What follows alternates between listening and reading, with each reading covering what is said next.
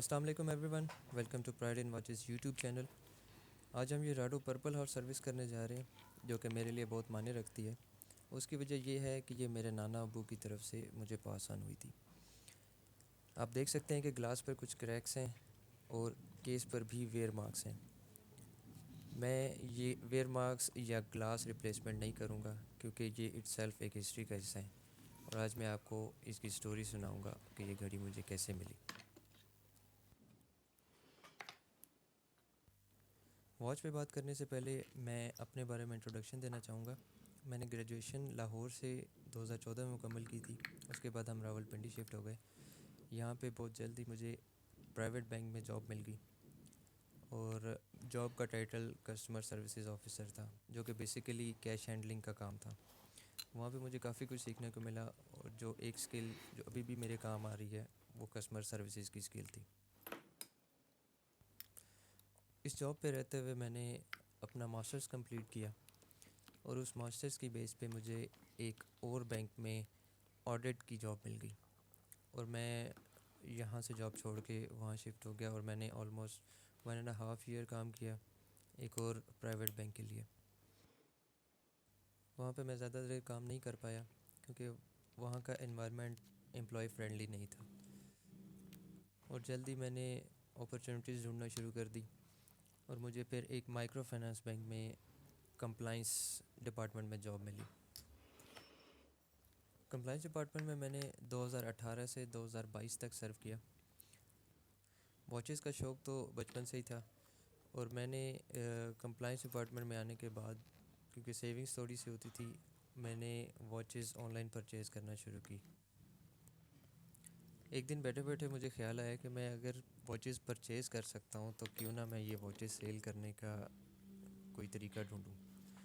تو میں on line pages سے ہی پرچیز کرتا تھا، تو میں نے کہا چلو ایک انسٹاگرام کا پیج بناتے ہیں اور اس پہ سیل کرنے کی کوشش کرتے ہیں۔ میں نے انسٹاگرام کا پیج بنایا اور پیج کو نام دیا واچ ٹائم پی کے، اور میں نے اپنی کلیکشن اس پہ پوسٹ کر دی۔ پوسٹ کرنے کے بعد جو سب سے پہلا میرا کسٹمر تھا وہ ان کا نام تھا شہیر، اور وہ اسلام آباد میں رہتے ہیں، اور ہی واز لائک آپ کا پیج نیو ہے تو میں آپ کو کیسے ٹرسٹ کروں۔ میں نے کہا سر آپ کو پہلی دفعہ ٹرسٹ کرنا پڑے گا، اینڈ ہی ڈیڈ، اور انہوں نے مجھے جو اماؤنٹ تھی وہ ٹرانسفر کر دی، اور اگلے دن میں نے ان کو واچز پیچ کر دی، اور پھر الحمدللہ یہ سلسلہ چلتا رہا، اور میں اس کو پارٹ ٹائم اپنی جاب کے ساتھ چلاتا رہا۔ 2022 میں نے کمپلائنس ڈپارٹمنٹ سے ریزائن کیا اور ایک فن ٹیک کمپنی جوائن کر لی جو کہ ڈیجیٹل بینک بننے کی طرف جا رہے تھے۔ 2022 تک میرا بینکنگ ایکسپیرینس 7 سال پلس ہو چکا تھا، اور جس فن ٹیک کمپنی کو میں نے جوائن کیا تھا وہ ایک سٹارٹ اپ تھا جو کہ ابھی مارکیٹ میں لانچ نہیں ہوئے تھے اور ان پرنسپل کام کر رہے تھے۔ ڈیو ٹو سم ریزنز وہ کمپنی جو ہے نہیں چل پائی، اور میں نے واچز کے کام کو اپنا فل ٹائم پروفیشن بنا لیا، اور الحمدللہ میں نے یہ نوٹ کیا ہے کہ جب سے میں اپنا اس کام کی طرف فل ٹائم میں نے فوکس دیا ہے، الحمدللہ میری سیل انکریز ہو چکی ہے پچھلے سال کی نسبت، یا جب میں جاب کے ساتھ پارٹ ٹائم کر رہا تھا۔ تو یہ میری سٹوری ہے کہ کس طرح میں بینکنگ سیکٹر چھوڑ کے واچز کے بزنس میں آیا، اور الحمدللہ I am happy with it, کیونکہ یہ میرا اپنا کام ہے اور میں اپنی خوشی سے یہ کام کر رہا ہوں۔ اب آتی ہے واچ کی باری، تو میں اس کی سٹوری آپ کو سناتا ہوں۔ ہم رحیم یار خان سے بلانگ کرتے ہیں جو کہ ساؤتھ پنجاب کا حصہ ہے۔ میرے نانا ابو زمیندار تھے، یعنی کہ کاشتکار۔ ان کا زیادہ تر وقت فصلوں کو بونا اور ان کی دیکھ بھال کرنے میں گزرتا تھا۔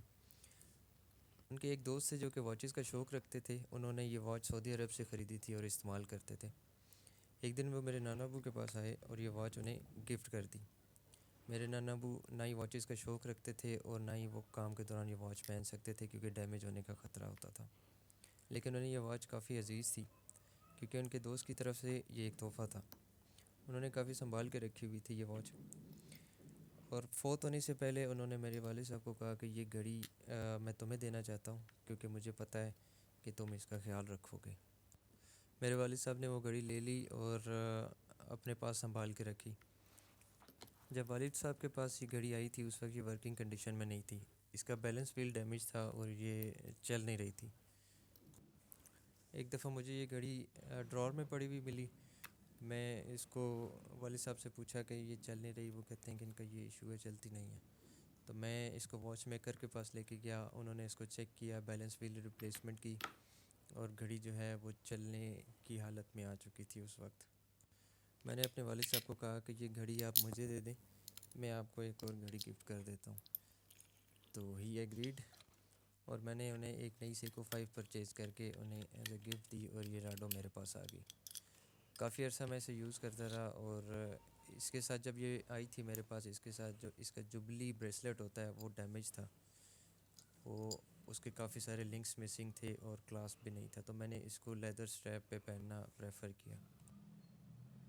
استعمال کرنے کے ساتھ ساتھ اندازہ ہوا کہ اس کی سروس تو کی گئی ہے لیکن پراپرلی نہیں کی گئی, کیونکہ یہ ٹائم کیپنگ کا ایشو کر رہی تھی, اور ٹائم کیپنگ میں یہ آگے نکل جاتی تھی.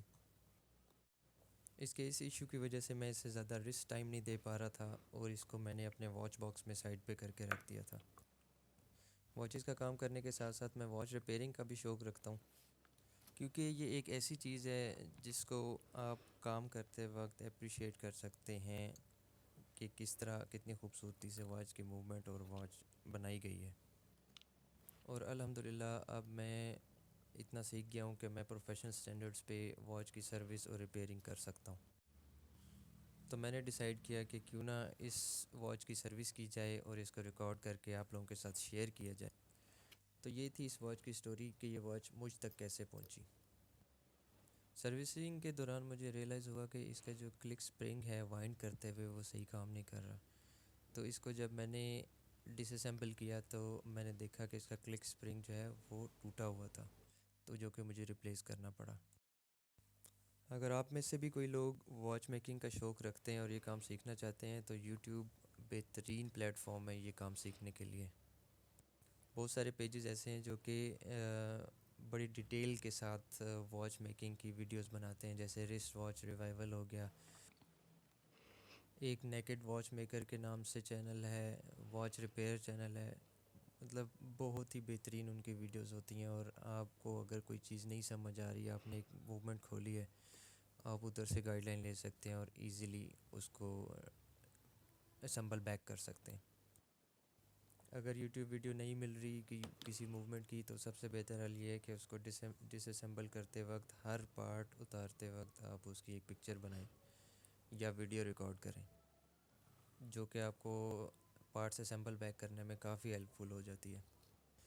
واچ میکنگ مجھے اس لیے بھی سیکھنی پڑی کیونکہ واچز میں موسٹلی سیکنڈ ہینڈ واچز میں ڈیل کرتا ہوں, اور سیکنڈ ہینڈ واچز میں لازمی کوئی نہ کوئی کام کرنا پڑتا ہے. اور مارکیٹ میں نے یہ آبزرو کیا کہ ہمارے جو پاکستانی واچ میکرز ہیں جو کہ باہر بیٹھے ہوتے ہیں, روڈز پہ یا آس پاس بیٹھے ہوتے ہیں, ان کے پاس کوئی صاف ستھرا ماحول نہیں ہوتا, اور نہ ہی وہ بہت زیادہ احتیاط برتتے ہیں. بغیر فنگر کارڈز کے جو ہیں وہ واچ سروس کی جا رہی ہوتی ہے, موومنٹ کے پارٹ پکڑ کے وہ اس میں ڈال رہے ہوتے ہیں, ان کے پاس پراپر ٹولز نہیں ہوتے. اور نہ ہی وہ یہ بادر کرنا پسند کرتے ہیں کہ ایک مکینیکل واچ انہوں نے سروس کی ہے تو کیا وہ ٹائم کیپنگ صحیح رکھ رہی ہے یا نہیں رکھ رہی. کیونکہ ہمارے پاکستانی واچ میکرز کا یہ ماننا ہے کہ اگر ایک واچ چل رہی ہے تب وہ اوکے ہے, ٹائم کیپنگ صحیح ہے یا نہیں ہے وہ ان کا کنسیپٹ ہے ہی نہیں ان کے اس بارے میں. اس کو مد نظر رکھتے ہوئے میں نے واچ میکنگ سیکھی, اور الحمدللہ اب میرے پاس most of the tools available ہیں جو کہ کوئی بھی واچ کی سروس کے لیے چاہیے ہوتے ہیں.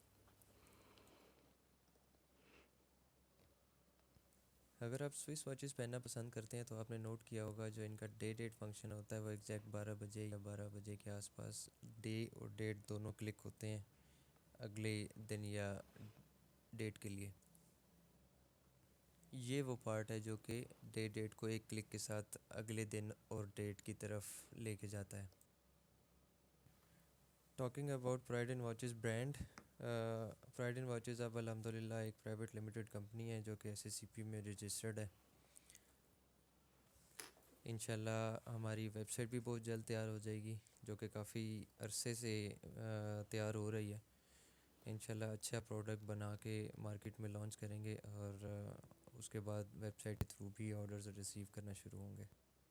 میرا ایک اور پیج بھی ہے لیدر ٹائم پی کے، جو کہ اس پہ کافی سارے میسیجز آتے ہیں اور میں ان پہ رپلائی نہیں کر پاتا ٹائم مینجمنٹ ایشوز کی وجہ سے۔ میں انشاءاللہ اس کو بھی کنٹینیو کروں گا، اور لیدر اسٹریپس کی بھی ویڈیو میں سوچ رہا ہوں کہ انڈر پروسیس یا جب بن رہا ہوتا ہے اس کی بھی ویڈیو اپلوڈ کیا کروں اب اپنے چینل پہ۔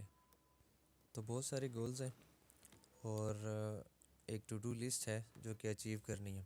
انشاءاللہ آپ لوگوں کی سپورٹ کے ساتھ یہ بھی اچیو ہوں گے، اور آپ لوگوں کو اس سے بہتر سروس اور پروڈکٹس ملیں گی۔ دوسری اچھی بات سوئس واچز کی یہ مجھے لگتی ہے کہ اس میں بہت کم پلاسٹک پارٹس یوز ہوتے ہیں، جس کی وجہ سے سوئس واچز زیادہ پائیدار ہوتی ہیں اور اوور دا ورلڈ زیادہ پسند بھی کی جاتی ہیں۔ یہاں پہ واچ ہماری آلموسٹ ریڈی ہے، اور میں ڈیٹ فنکشن چیک کر رہا ہوں کہ اسمبلی کے بعد پراپرلی فنکشن کر رہے ہیں یا نہیں۔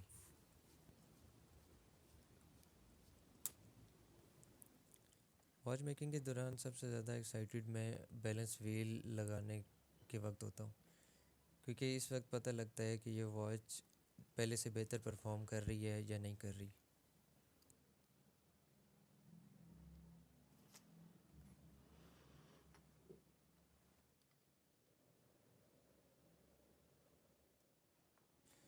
یہ اس موومنٹ کا آٹومیٹک ورکس ہیں، جس کی وجہ سے واچ رسٹ پہ پہننے کے بعد رسٹ موومنٹ سے وائنڈ ہو رہی ہوتی ہے، اور آپ کو بار بار مینول وائنڈ کرنے کی ضرورت نہیں پڑتی۔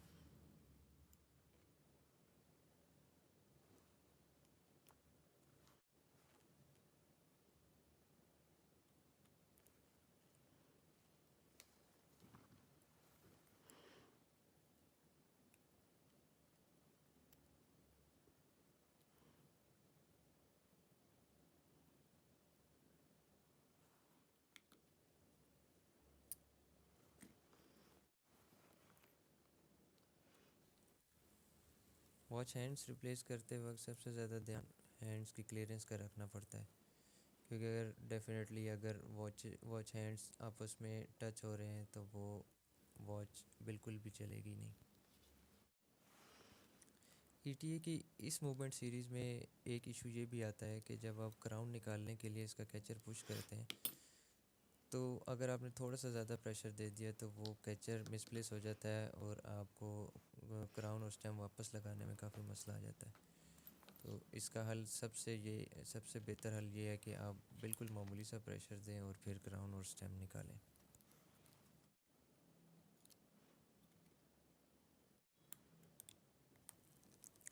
واچ کے آٹومیٹک ورکس واپس لگاتے وقت بھی اس کا دھیان رکھنا پڑتا ہے کہ آپ جب اس کو اسکرو ان کرتے ہیں تو اس کے ٹیتھ کا دھیان رکھنا پڑتا ہے، جیسے کہ میں ابھی یہاں پہ کراؤن کو تھوڑا سا گھما رہا ہوں تاکہ جو ٹیتھ کلیئرنس ہو جائے اور وہ اپنی جگہ پہ بیٹھ جائیں، ادروائز ٹیتھ ڈیمیج ہونے کا خطرہ ہوتا ہے۔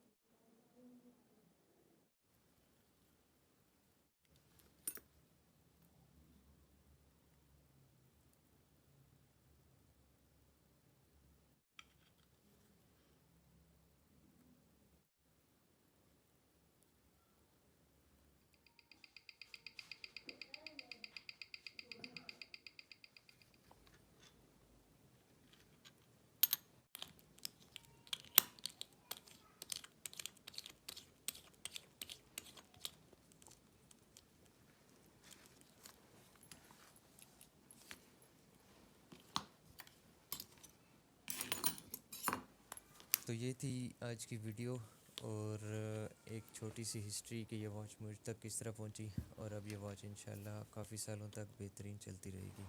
Thank you so much for watching. اللہ حافظ.